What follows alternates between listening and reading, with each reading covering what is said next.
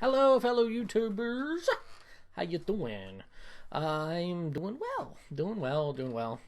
Hope you're doing well as well. I'm going to take a sip of my coffee.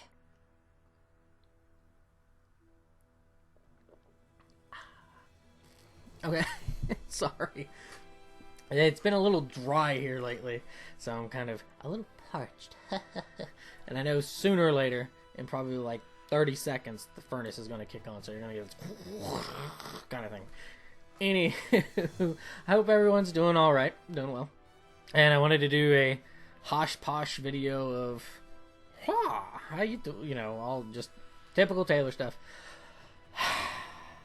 First update, the game. The game that I'm working on, Saedra's Calling, and there'll be links down below and stuff if you want to check it out. We're kind of aiming for a June-July release of the alpha. So if you're interested, dude, keep your eyes out for that. And of course I'll say stuff about it as time goes on. It's coming quick. It's only like 6 months away, and I know that you say 6 months, or I say 6 months, and I'm like, oh, it's 6 months away. But then I think about it, like, oh, 6 months. That's pretty quick. 6 months. 6 months, I'll be 30. I'll be old, and I already look old as it is. So, but that we're aiming for the release of the alpha, and before that, we're going to have like a pre-alpha 1, pre-alpha 2 in-house so we can do some testing and stuff and make sure that it's not a giant programmed piece of crap. And I think that is kind of part of what is interesting about this whole process, is that I have no talent when it comes to drawing anything. That is not really... I can draw slimes. I can draw two-dimensional slimes. That's maybe a Nidakuma head. Where's the Nidakuma? This'll do. I can draw his face. But that's about the extent of my artistic talents when it comes to drawing anything. So, in that regard, I can't advance the game production at all because it would just look really bad. And that's not to say that people who don't have a lot of experience and stuff that end up doing that and make something that it's horrible. It's just we already have somebody doing some of the, a lot of the art and stuff. So if I was to add to it, they'd be like, "Oh, that's very garish." I was like, "Oh, gaudy kind of sort of thing." So, stupid chair. So, get the squeaky chair syndrome here going. But and so on that, I really can't advance the project, and I have no programming experience. And you're probably like, well, you could learn and could help. Just I've taken computer science classes, very rudimentary computer science classes, and I'm terrible at them. And it's if it's something like RPG Maker or something, I can do that. That's like really easy, click, move stuff around. It's basic. And people are going to be like, that's a very basic looking thing. It could be done, but that's where, like, we need things like AI and I'm dumb as it is. Why? It wouldn't. There's supposed to be some intelligence behind it, and when you're just kind of like, not very intelligent. So, yeah. And it's not a knock on any of them to be like, hey, guys, you need to work faster. It's just more of a knock on me that I am a very one-dimensional... Well, not one-dimensional, because I do add opinions and stuff. And this is... Well, not opinions, but ideas. And this is something that kind of comes up in our conversation. We have, like, weekly meetings. Busy beavers.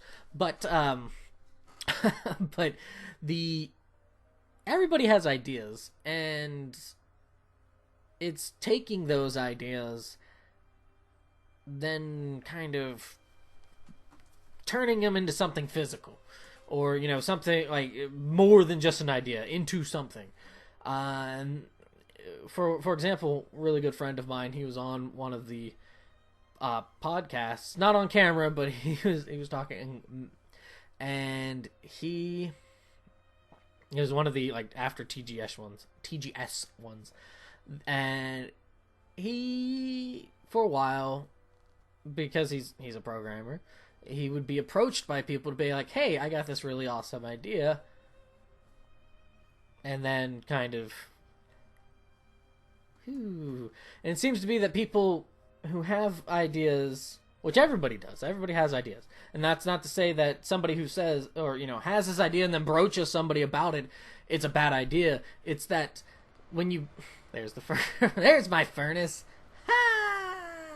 But when you have these ideas and you try to have somebody else do them, the other person has their own lives, their own ideas, and it just a lot of times it doesn't work. And then so you either find a way to convince somebody to do your own idea, or you find a way to do your own idea despite the limitations you may have.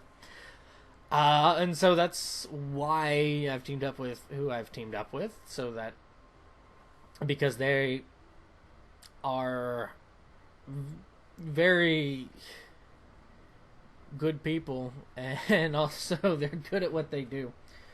So I don't know where I'm going with that, other than they are very kind in letting me make a story for the game. So that's where my expertise lies, is let's make the story, let's and all the dialogue and everything. And I hope, which is weird because I have trouble talking into this thing. I don't know if it's just because of who I am or what, but I have this weird kind of pendulum, or not even like pendulum speak, but imagine it kind of like one of those roller coasters that's in a loop constantly. That's kind of how I talk. I'm like, I got something to say, and here it goes. Oh, got more to say. I don't know. My brain's all sorts of screwy. But I don't even know where I'm going with this. I've completely derailed my own video to just ramble about why aren't you in the picture, slime? Oh well. Very, very easily distracted. But so the whole thing with ideas and stuff is like I've kind of gotten to that point where I seem to be more critical of a lot of games and stuff that have come out nowadays. And instead of just being critical, because criticism is a good thing, and unfortunately, at least in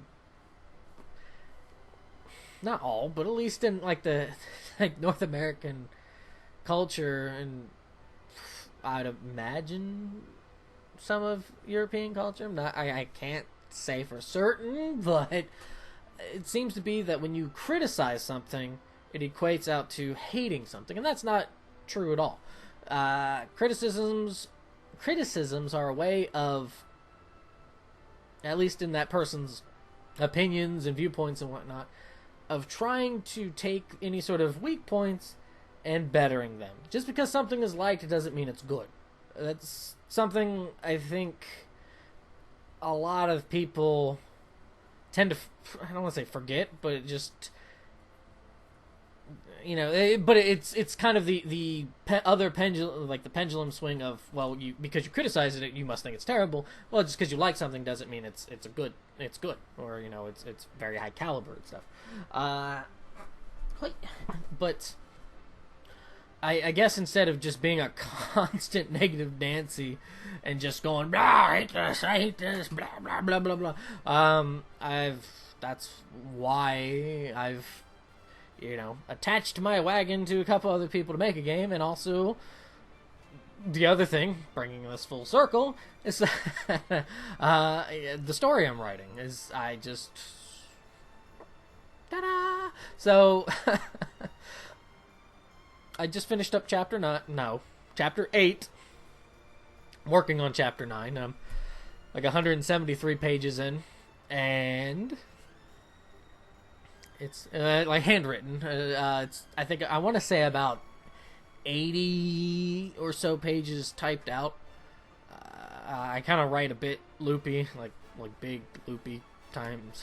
So, and of course, there's pages where it's just like, yeah, this ain't working, cross, and then restart.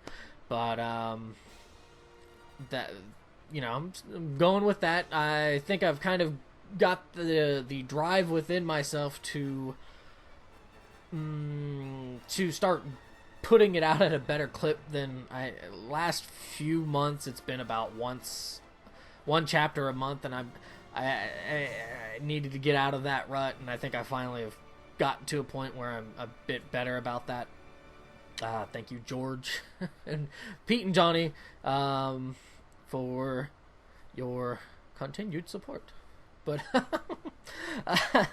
so that I have a little thing here. Probably within, I might even put it up later today. Kind of doubt it, but another Power On episode will be up either this weekend or early next week. Highly unlikely today, but sometime in the next 5 days. And it is about WarioWare Touched.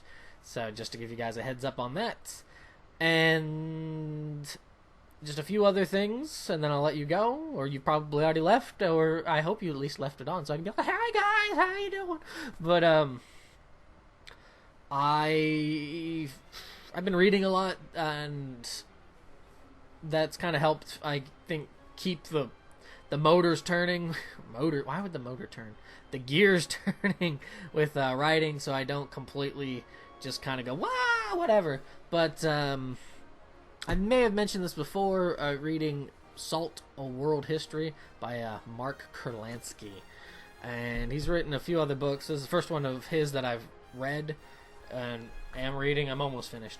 But I was reading it for a while, and then I kind of set it off to the side to read Bram Stoker's Dracula, as well as Magicians of the Gods, which that's written by Graham Hancock. Graham those names. But I've never read Dracula, and my only real impressions of the whole like vampire genre of horror, subgenre of horror, is from Castlevania. That's really about it. So it was really cool to read the book. I enjoyed it. Thought it was a nice read. I think Van Helsing is probably the worst character in there. That or Morris. He's pretty bad too. But I liked it for the most part. A lot of interesting words in there too. I like the language of it. And that, so like I set down Salt for a while, and I'd read that, and then Magicians of the Gods by Graham Hancock he's a writer who tries to like synthesize a bunch of different information to promote the idea that there may have been a culture that was completely wiped out by some sort of catastrophic event during the Younger Dryas period, which is like the last stretch of millennia there for the Ice Age. And I'm more inclined to believe that sort of idea than, say, something like Ancient Aliens. Ancient Aliens is always, it's kind of a funny thing to watch, just because everything's explained by aliens. Why is Leonardo da Vinci so good? Aliens. Bigfoot. Aliens. It's gotten to I'm not saying that there's no such thing as aliens or anything. That'd be kind of foolhardy. Yeah, there's no such thing. But to me, it's like putting down your own peoples that we're too dumb to do this kind of thing. We obviously had to have help. Couldn't people have just been pretty awesome when they did things, and they just kind of got dumber as we've gone along? But it's an interesting book.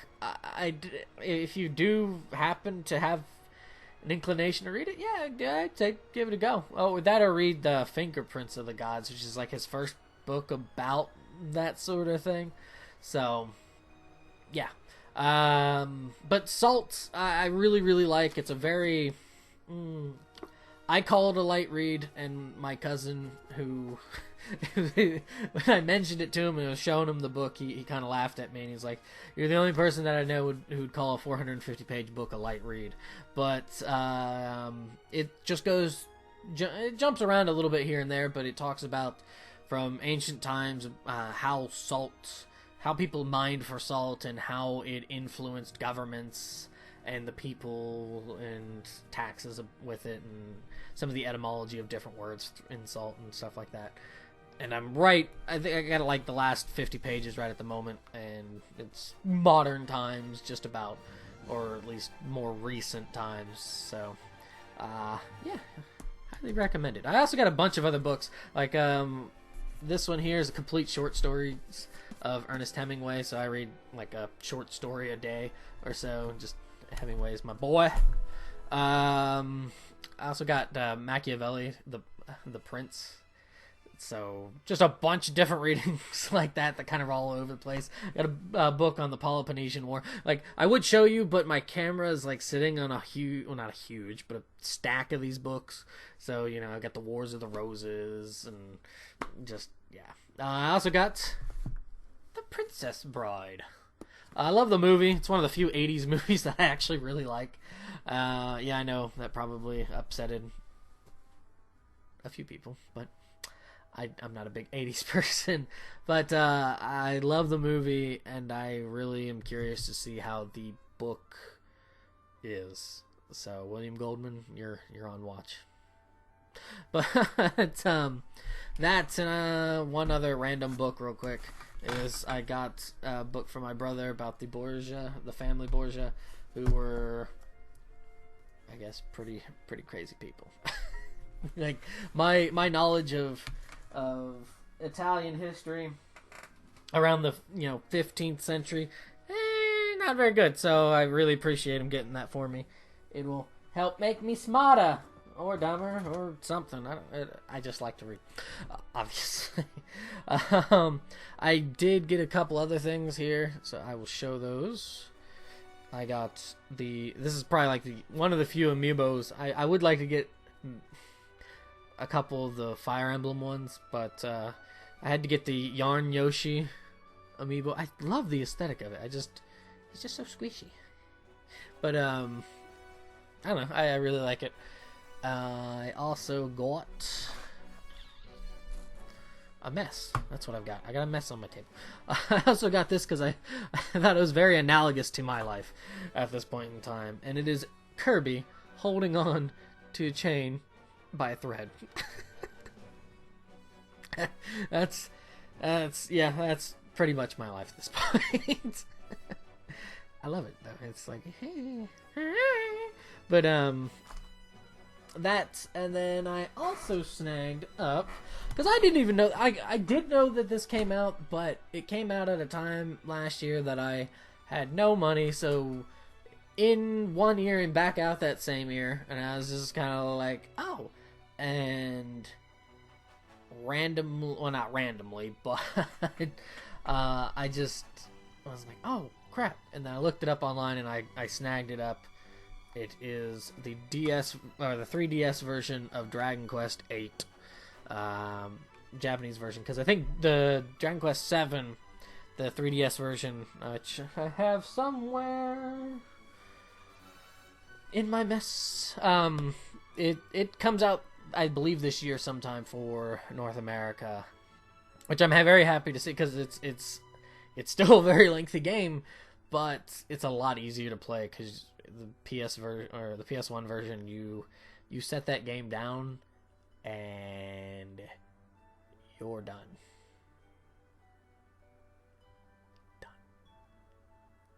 There is no help. Well, unless you've made like lots of notes and stuff. But it's very nice. They've got a little radar for the pieces you need to find and everything. I have never played Dragon Quest 8. As much as I love the numerical Dragon Quest games, I never got around to playing it. So I'm very excited to play this because I have heard from Greg that it is a very fantastic game. And 5 is probably my favorite. 5 and 7 are actually kind of on par with it. I love 7. 7's fantastic. So that, I think, is another reason why I'm excited that it's coming out in the States, is that a lot of other people who didn't get the opportunity to play it when it came out on the PlayStation, they can actually now, because it came out so late. If I remember, it came out really late and it looked very... I mean, I didn't mind the look of it, but I mean, compared to a lot of games at that time, it did not look aesthetically pleasing to a lot of people. But I love 7, and I love the stories within it. So really excited for when people get around to playing that one. And then I'm really curious to know what happens with 8. I've never played 8. I blah blah blah, I don't know anything that happens in it or anything like that. So yeah, that is it, and I have rambled on way too damn long. If you have stuck around, thank you. I think I threw out notes that I had for a video I wanted to do, like a review video I wanted to do. So I'm gonna have to write up a few notes, and maybe in a week and a half time. Don't hold me to that, but I will have something written for that. If you guys have anything you want to tell me, how awesome hanging by a thread Kirby is, or yeah. But yeah, thanks for watching, guys. Have a good day, and wow, have a good day.